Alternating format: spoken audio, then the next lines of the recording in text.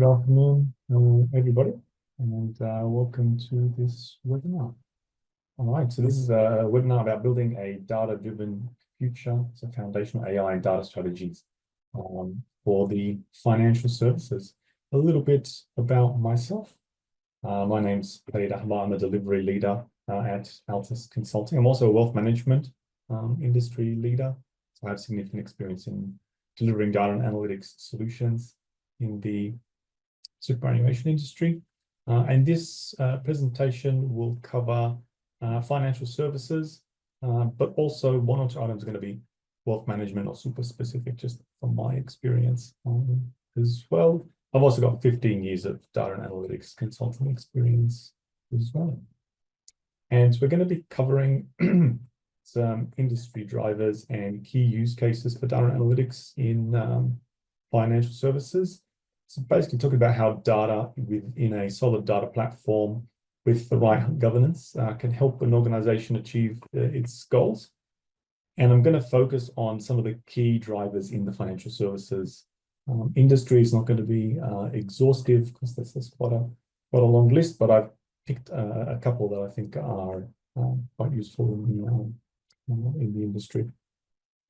I'm going to, in the implementation section, look at effectively the large Lego blocks in a solid solution. So it's going to be a bit of a high-level view, going to avoid some of the plumbing and low-level detail, but just to give you a sense of how you can implement some of the use cases that I'm going to discuss that are connected to some of those key drivers and key for moving your organization forward. A couple of housekeeping items. You can put questions in the Q&A box as we go along, and the session is being recorded and a follow-up email will be sent with the recording as well. All right, so on to some of the key industry drivers. So again, this isn't an exhaustive list. It's sourced from our experience and some key industry reports as well. And they're industry drivers that can really benefit from data-driven strategies in financial services organizations. The first one and the most important one is going to be around acquiring and retaining members, but also working on the member experience as well, which is becoming very important. Kind of grouped them together because the member data you kind of look at as or deliver as one lot as well. So I want to discuss them all together. We'll also look a little bit at mergers and acquisitions, which will be a little bit super specific in that case. Increasing efficiency and reducing costs as well, and meeting regulatory requirements always going to be key in the industry.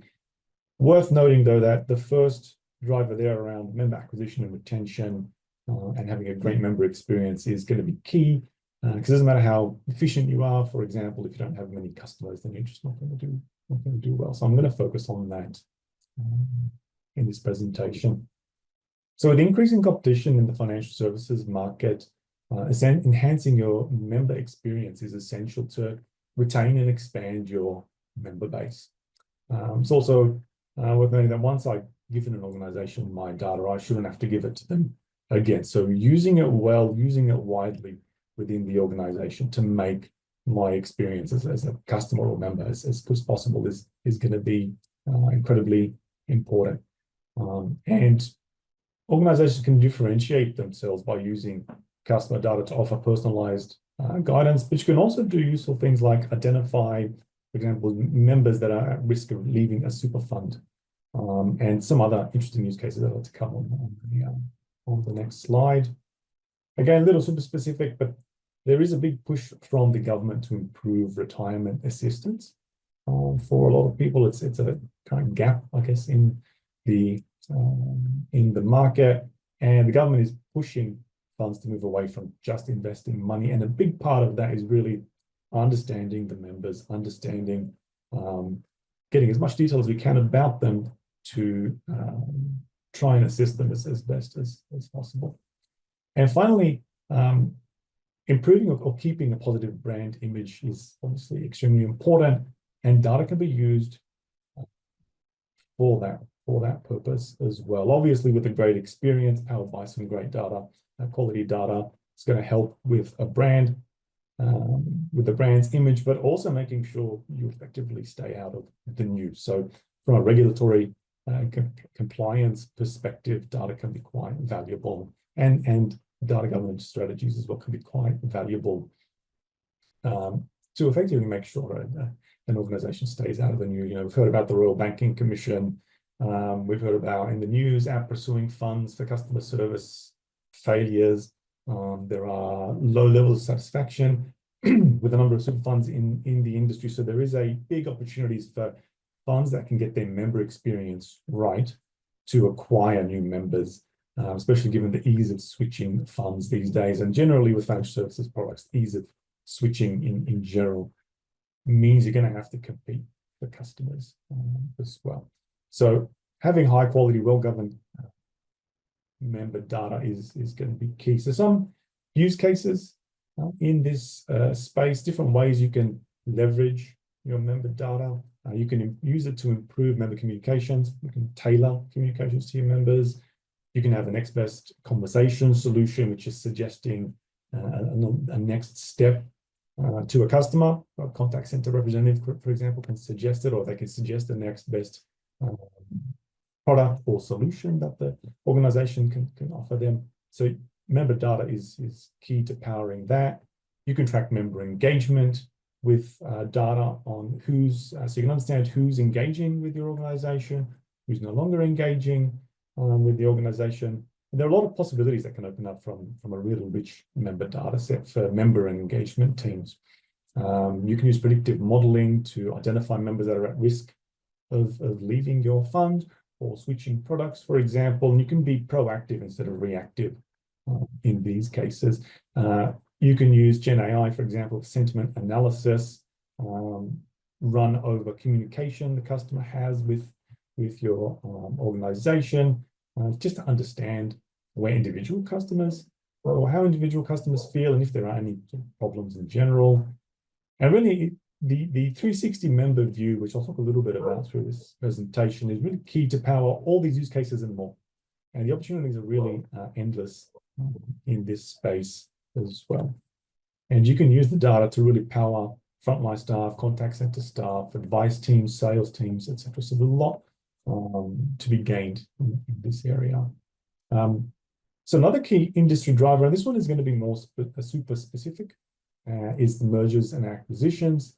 So governments and regulators are pushing for fewer funds, and bigger funds to decrease costs, lower member fees, improve returns, etc. And it also allows bigger funds to invest in better member services, back to that retirement journey that I mentioned on 2 slides ago. And as part of the merger and acquisition process, there's quite a big change. There is the opportunity for an organization to transform and become more data-driven, to simplify, streamline their processes, to consolidate systems, etc., reduce their costs. But ultimately, the goal is to also use that data to improve the customer experience, as I mentioned in that first driver. So some of the use cases, for example, is going to be around modernization. So a merger is a perfect time to improve technical platforms to better support some of the other drivers. You can have consolidation of your data as well. So you often have with large organizations, data sort of everywhere, especially if you have multiple brands. So you can bring in true enterprise-wide reporting. You can have data platforms and frameworks to assist with archiving, data migrations, and a number of other components of the merger and acquisition process, as well as dealing with legacy systems as well. So another key driver in the industry is just generally increasing efficiency and reducing cost. Any way to decrease cost is always going to be, and improve productivity is going to be good. And ultimately, all of this circles back to improving customer and member experience, especially if you can use data to help the frontline staff and improve their efficiency and effectiveness. That's always going to lead to a better customer and member experience. Some examples of use cases in this area would be, and it's really in how data and platforms, data platforms and governance can help with the running of the organization. So AI enablement is a the hot topic at the moment. So you can, for example, combine generative AI with a solid data platform to streamline frontline services, such as preparing insurance claim summaries, for example. You can improve data literacy and use across the organization, coupled with AI self-service, which I'll talk about a little later, to really improve people's effectiveness across the organization. You can use AI to search and extract data from large volumes of documents, which is a big problem amongst all financial organizations because they've been around for such a long time. They have a lot of documents that they need to sift through. And finally, you can use data platform to simplify things like archiving processes as well. And finally, and this is a big one, meeting regulatory requirements is another key driver in the financial services industry. You can use data to improve compliance, be proactive as well in this space to ensure you're not breaching any of the requirements that you're supposed to meet as an organization. Privacy and security, obviously, a big one, and data can help in that space. The idea, again, is to make sure you don't end up in the news, to keep a nice brand image. Again, it's going to help retain customers as well. And some key use cases around regulations, the usual production of stock standard compliance reports, but you can also be, like I said, proactive with your compliance as well. As an example, you can bring all your data together to understand if you're meeting your obligations to advice fee paying members, as one example, and you can catch issues before they become a problem. If you're supposed to meet with a customer at a certain point, try and call them, email them, etc., you can track all these activities, bring them up in a report, but also flag any potential breaches that are coming up in the coming month or two, for example, so you can get on top of them. AI as well can be used to understand systemic issues in complaints. And complaints, for example, in the simplified have been a big issue that have been in the news quite a bit. So it's a great way to get on top of those sorts of problems early. There's member deduplication, which is actually a formal requirement from APRA. And fines, including some very large ones, have been fined for doing a poor job of this, charging customers extra fees, etc. Again, ending up in the news. And having solid quality data actually allows you to get on top of this problem as well. So I want to talk about how we go about implementing these use cases. And I don't think anything too special about this particular slide. What I want to do is look at some of the large Lego blocks involved in a good data implementation, and really setting up a solid foundation for an organization to lift from. And I'm not going to focus too much on the plumbing in this, because that can get quite complex and often it needs its own session. But having a solid base and bringing data in from various systems into a central store is extremely valuable. And it's an approach that's been around for decades. And starting from left to right in this picture, you can see we've got source systems with all of our data, and we want to bring them into a centralized data storage and transformation layer, which gives us then one place, for example, for reporting off the data. You can have a single source for verified accurate numbers, as opposed to having data all over the organization, having varying numbers coming from different systems across the organizations and all the issues that involves. We can also master our data, keep track of quality here. We can simplify discovery of data, and we can layer solid data management and governance processes on top of this platform, which are really green boxes here. And to ensure that the data is of a high standard and that it's used properly across the organization. And then the yellow boxes there talk about the different ways that we can consume data. And I'm going to discuss those in the following slides and talk about how they relate to some of the use cases I mentioned above, and walk through how this can work to meet some of the industry drivers that I mentioned previously. So the first thing we can do, and again, I'm going to focus on member details because that's key. for all financial organizations. So what you can do is create a 360-degree view of your members' data within your data platform. And that's in the enterprise, in the data storage and transformation layer. The idea there is to bring in data from, for example, your CRM system, your transaction system, your transaction account data. You can bring in details of a member's interaction with your website or your mobile phone app, any contact center communication they've had, etc. The sky's sort of the limit here. But you can bring data in from all of these sources, put them in the platform, and you keep track of the history of that data as it changes over time. And then you can combine that to build this 360-degree view of your member, which is a profile of the member and all the different, I guess, interactions and ways they've interacted with you across all the systems in the organization.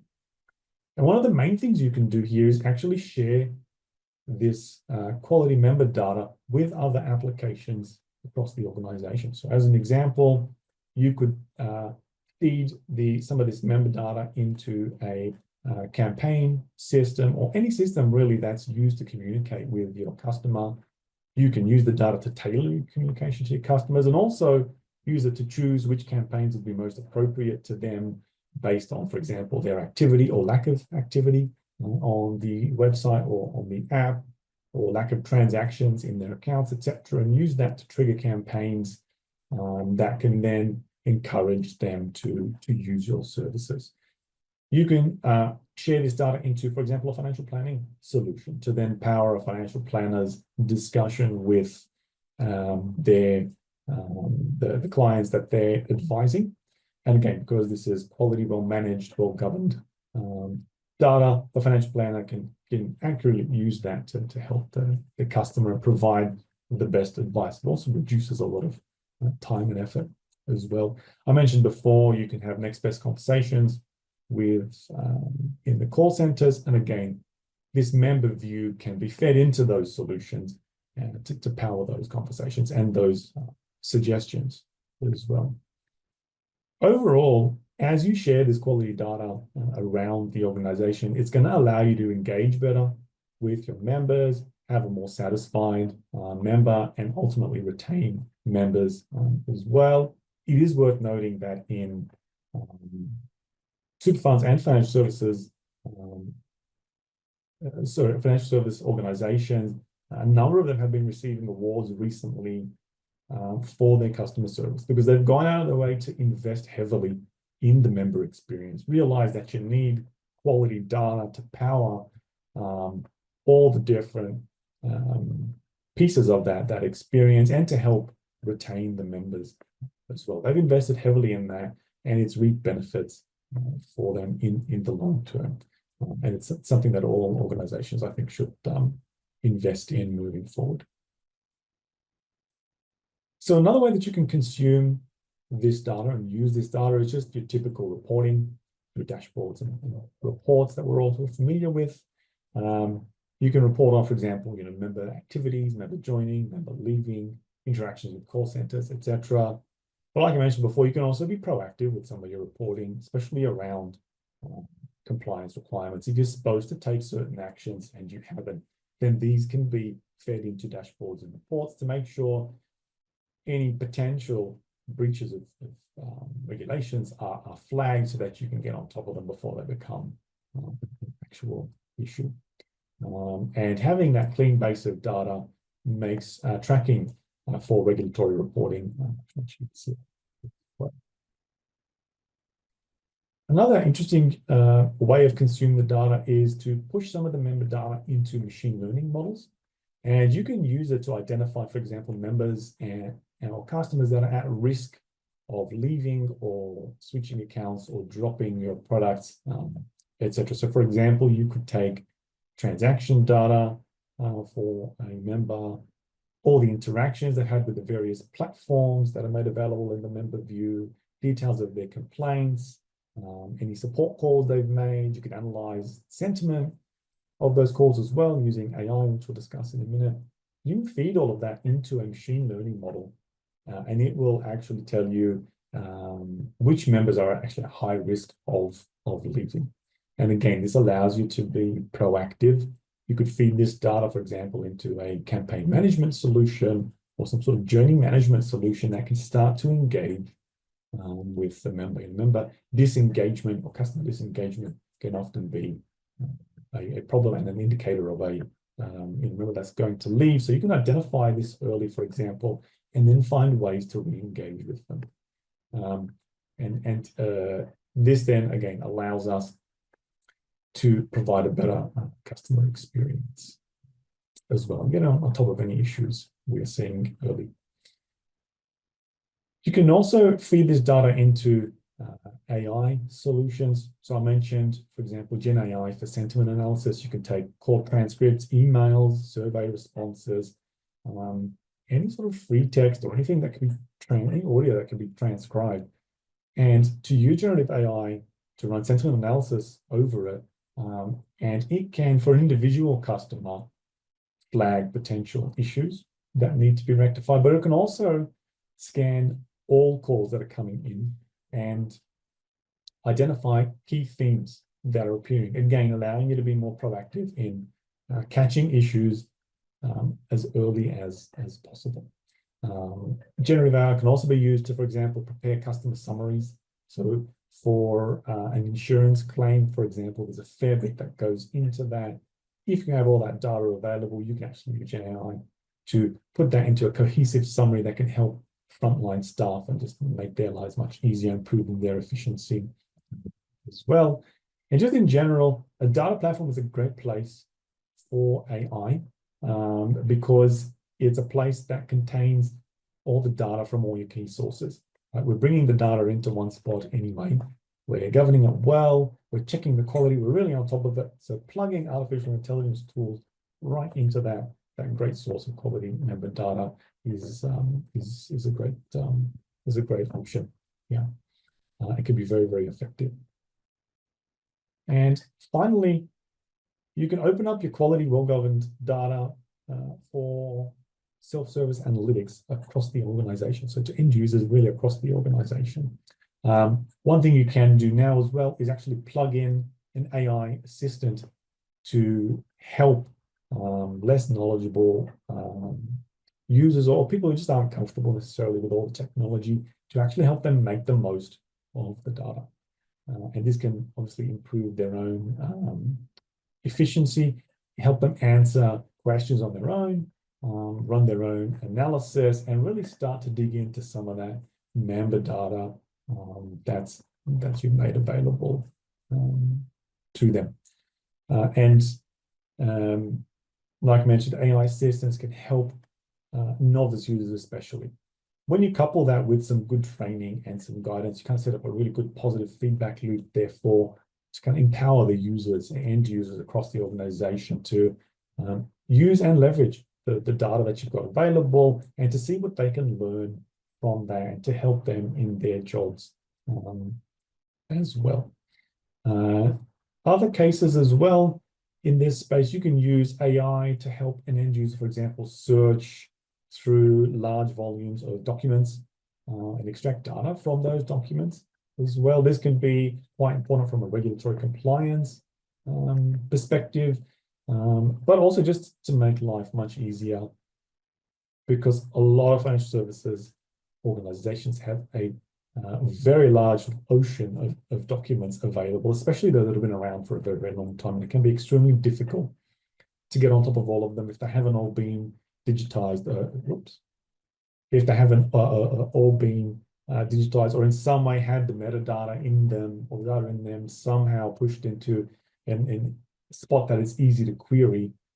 Sometimes a lot of documents are just kind of scanned and left in PDFs, and you can use document AI to very quickly scan through all of them and actually answer questions about them as well. And again, you can combine that with other information about your members to make to have a great place for people to come in and answer some of their questions.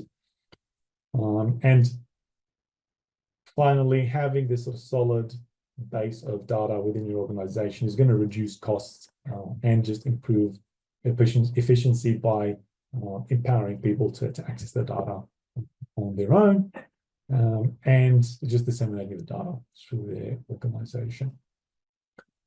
So a couple of common questions and issues, and these come from the top-down sort of thinking. There are plenty more questions that I'm sure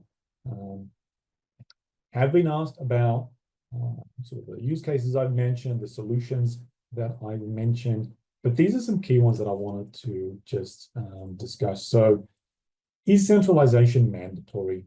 I'm sure a lot of people have seen failed data projects, large data projects, or projects that are trying to centralize data in a platform somewhere.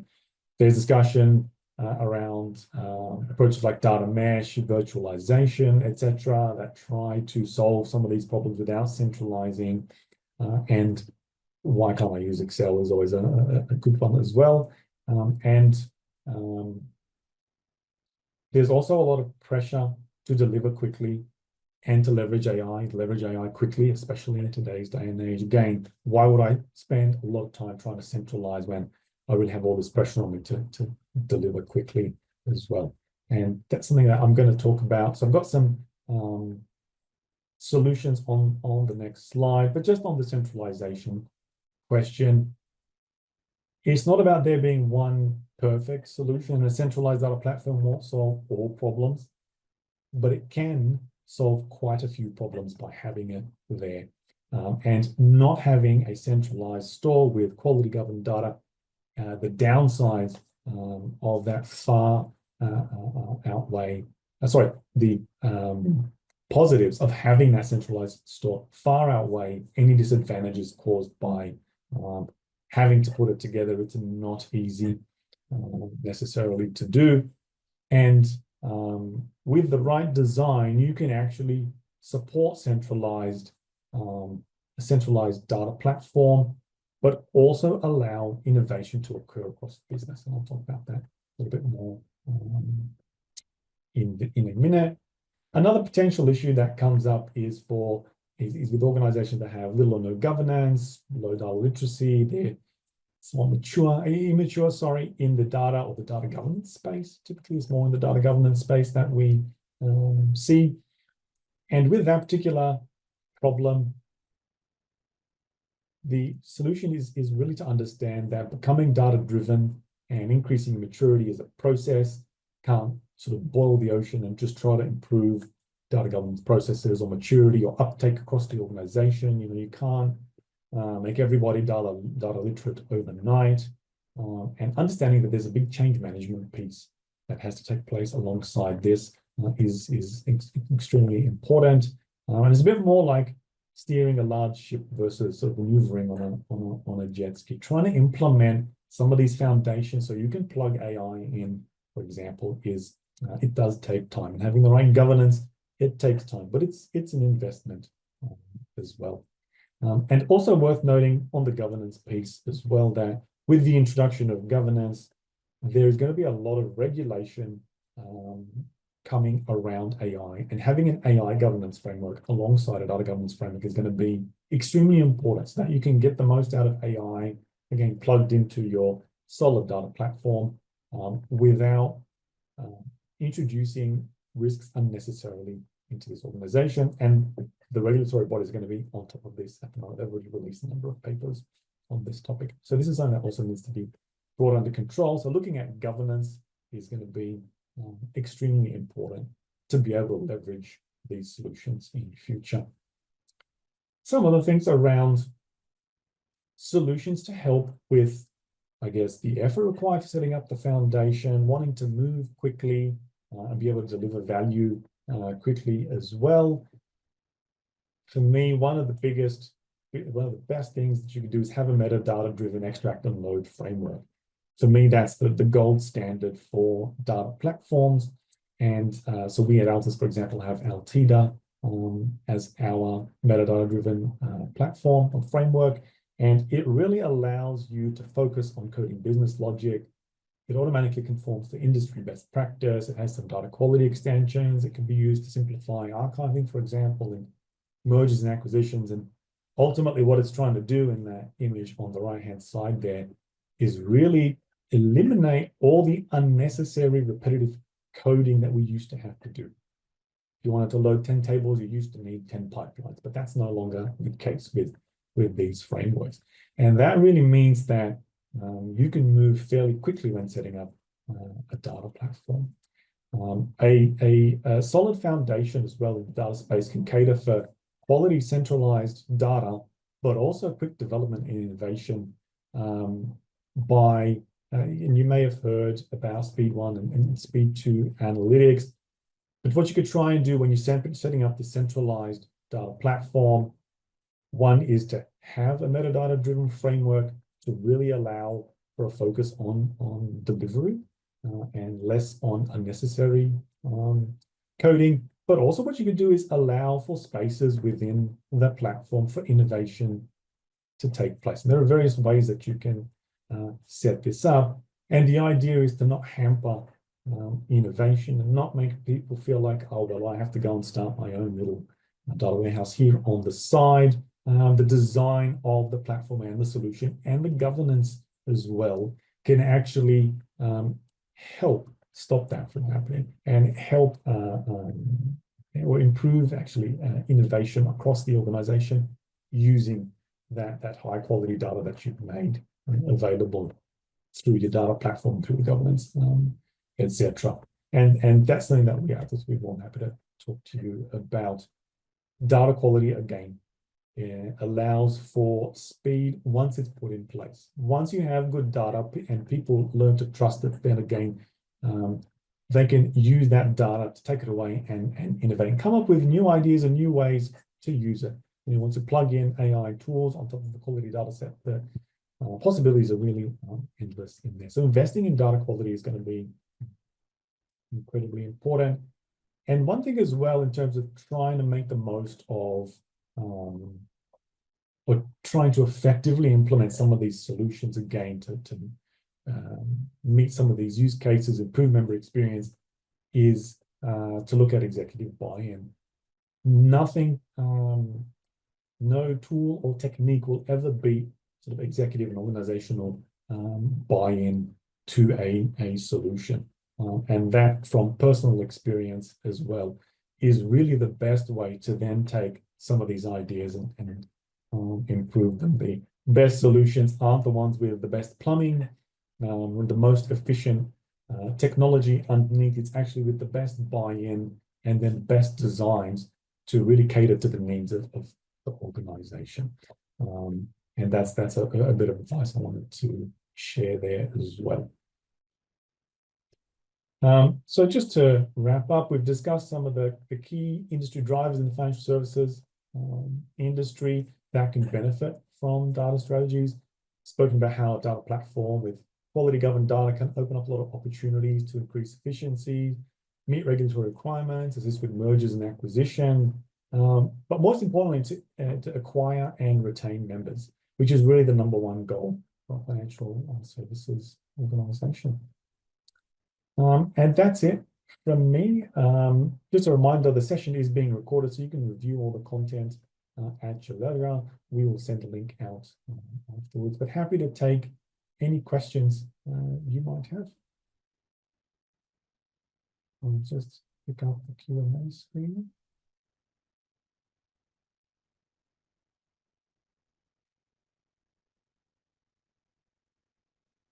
Apologies, one second, I can't see Q&A. Here we go. Okay, no open questions. You can find our contact details on the website. If you have any other questions, feel free to get in contact. Otherwise, thank you and have a good afternoon.